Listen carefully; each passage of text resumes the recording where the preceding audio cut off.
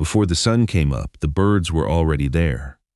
Eli Mercer stood on the porch of the farmhouse and listened to them before he could see them, a low, constant rustle and call coming off the north line, where a row of dead and dying trees ran nearly 400 feet along the edge of his cornfield. As the light came up gray behind them, he could make out the shapes.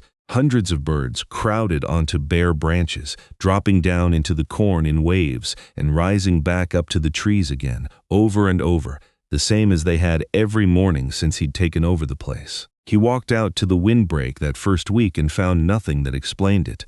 No water, no structure hidden in the roots, just dead wood and birds. Later that same morning, a truck pulled into the drive, and two neighbors climbed out to look the farm over with him. "That thing should have been burned 10 years ago," one of them said, nodding at the Windbreak. "You're losing acreage keeping it there," the other added. "If stories about old farms and the things on them nobody quite explains anymore belong to your kind of channel, subscribe to Old Farm Wells and tell us where you're watching from." It was the summer of 1987 in southern Missouri, one of those unusually hot, dry stretches that didn't quite rise to the level of a full drought, but left every crop in the county under more stress than usual. Eli Mercer was 41 years old, thin, sun-worn, not a man with much standing in the county yet, having spent nearly every dollar he had to buy the 120-acre farm that spring.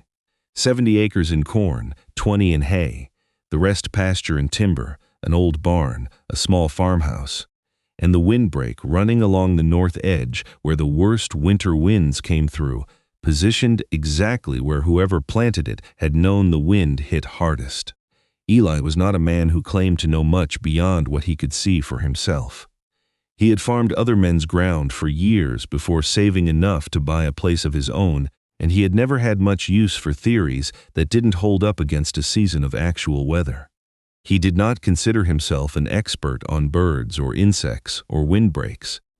He was only a man willing to watch something long enough before deciding what to do about it, which put him at odds, more than once that summer, with neighbors who had already made up their minds. The neighbors' math was simple enough, and Eli did not think it unreasonable. Clearing the dead trees would open up more tillable ground, make it easier to run equipment along the fence line, remove a fire risk sitting dry as kindling through a hot summer, and save him the trouble of dealing with dead wood standing over his crop for no obvious reason. "That thing should have been burned 10 years ago," one of the men repeated, running a hand along a section of bark gone gray and brittle. "You're losing acreage keeping it there," the other said, pacing off what he figured the Windbreak was costing in usable ground. "Call it half an acre, easy, once you count the shade line." By the time the two men left that morning, one of them had already offered to bring a chainsaw out the following weekend, and neither seemed to think Eli would say anything but yes. Eli nearly agreed to it on the spot. It was the sensible decision, and he had never claimed to know anything special about the Windbreak his predecessor had left standing. What kept him from saying yes right away was the birds. He'd never seen that many gather in one place, day after day, with no obvious reason for it, and something about the sheer consistency of it, the same pattern, morning after morning, kept him from picking up a saw before he understood what he'd be cutting into. Over the next several mornings, Eli watched more closely than he'd watched anything on the farm since he'd moved in, coffee going cold in his hand while he stood at the edge of the yard before the sun cleared the tree line. He noticed, first, that the birds weren't eating anything on the trees themselves.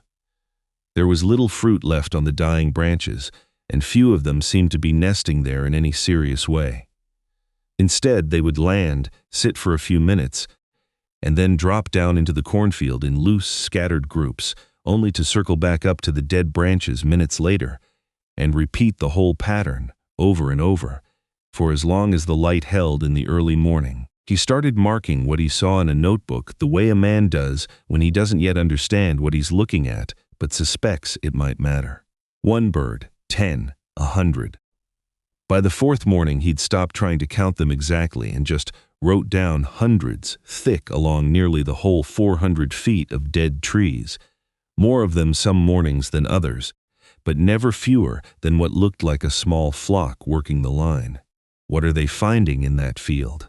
He walked the rows closest to the windbreak that same week and found small, ragged holes chewed into the corn leaves, a few young stalks already wilting at the tips. Turning leaves over, he found insects working the undersides. More of them the deeper he moved into the field. Whole colonies clustered on the plants furthest from the tree line where nothing seemed to be checking them. But the strip of corn running closest to the dead trees showed far less damage than the rest, the leaves cleaner, the stalks standing straighter, as though something had been keeping the worst of it in check right along the tree line and losing ground the further out into the open field it had to work. Birds, insects, corn holding up better near the trees. The shape of it was starting to form, but Eli wasn't ready yet to call it more than a guess. He'd farmed long enough to know that 1 week's observation didn't prove much of anything on its own, and he kept walking the rows every morning after that, marking down what he found row by row rather than trusting his first impression. He cut a small dead branch from the windbreak to look at more closely, splitting it open on a stump behind the barn with a hand axe, working slow and careful the way a man does when he's not sure what he's looking for. Inside, he found tunnels bored by insects, soft rotted wood, small hollow pockets, a few scattered seed husks, and the unmistakable marks of birds having worked the wood over repeatedly, pecking and prying at it in search of whatever lived inside, the bark around each hole worn smooth from what looked like years of the same birds returning to the same spots. The dead trees were not empty. They were a habitat, standing there doing work nobody driving past would have credited them for, offering shelter, a place to perch, insects to feed on, and cover from the wind, turning that stretch of dead wood into something closer to a working part of the field than a leftover nobody had gotten around to clearing. If Eli had stopped there, it would have been a tidy enough explanation. Birds ate bugs. Bugs left the corn alone near the trees. But there was more to the windbreak than that, and he found it a few days later going through a box of the previous owner's papers left behind in the barn loft, sorting through faded receipts and seed catalogs before he came across something worth stopping for. Inside was an old farm journal, entries running back through the 1950s and into the 1960s, most of it routine, planting dates, rainfall, cattle counts, the ordinary record-keeping of a working farm, the kind of ledger Eli had seen in a dozen other barns without ever expecting to find much in one himself. But one entry, dated from a decade before Eli was even born, stopped him mid-page. The old farmer had once cleared the windbreak completely, cutting it flat the way the neighbors were now urging Eli to do, the entry noting the decision in the same plain hand he used for everything else, as though it had seemed like ordinary business at the time. According to the journal, the birds that had always worked that field left along with the trees, and it hadn't taken long for the difference to show. The following 2 seasons, insect damage in the corn ran worse than anything the farm had seen before, bad enough that he'd had to spend far more on chemical control than the cleared acreage had ever been worth, the numbers scrawled in the margin in a hand that looked, even decades later, like a man frustrated with himself. After that, he'd replanted a windbreak along the same line and made a point, from then on, of leaving some of the older trees standing even after they died, rather than clearing them out the way tidy farming practice would have suggested. It had not been carelessness. It had been a decision, made once and paid for the hard way, never to make again. The neighbors looked at the dead trees and saw a wall of dead wood. The farmer before Eli had looked at the same trees and understood them as habitat, a working part of how the farm kept itself in balance without leaning as hard on chemicals as everyone around him did.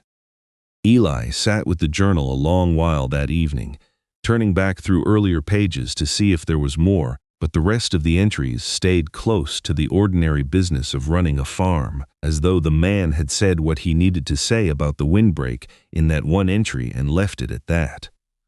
By the middle of July, the insect pressure across the county had built into something serious.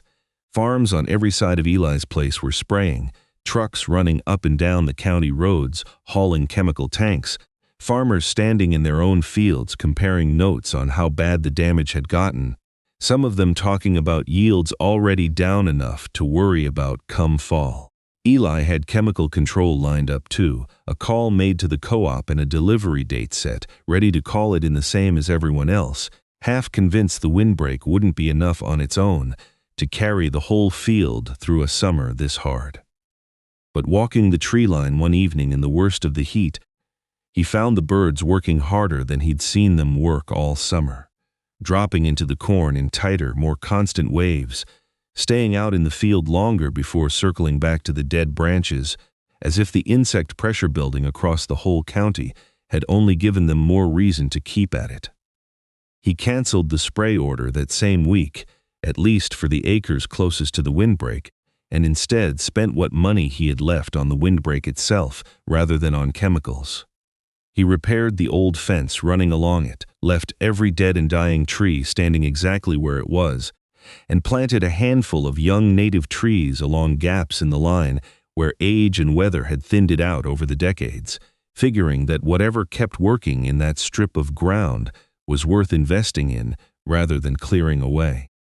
It was not an easy call to make with insect damage climbing on every side of him, and he did not make it without doubting himself more than once that week, walking the rows at odd hours just to see whether the birds were still holding the line the way they had been.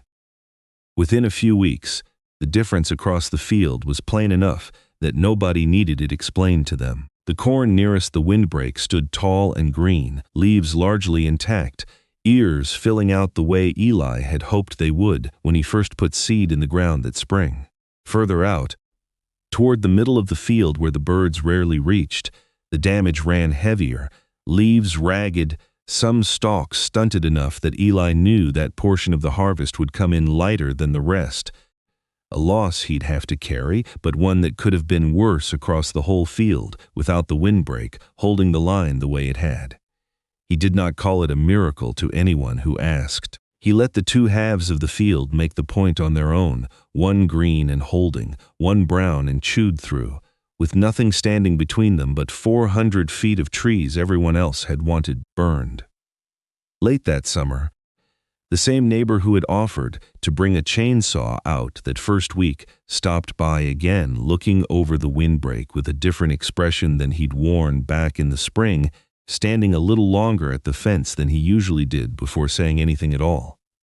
"You still keeping those dead trees?" he asked. "They're not dead to the farm," Eli told him. The neighbor didn't have much to say back to that. He looked at the corn on either side of the windbreak a moment longer, then got back in his truck without mentioning the chainsaw again. Eli went back to the journal not long after harvest, turning to a page near the end he hadn't paid much attention to the first time through. It carried only a single line, written plainly, without explanation, the kind of note a man leaves for whoever comes after him rather than for himself. Never clear the north line completely. Eli didn't need the rest of the explanation written out. He had already watched it happen one summer in his own field. The windbreak stood through the fall the same as it had all season, dead branches and all, birds still working it most mornings even after the corn was in, and the fields had gone quiet.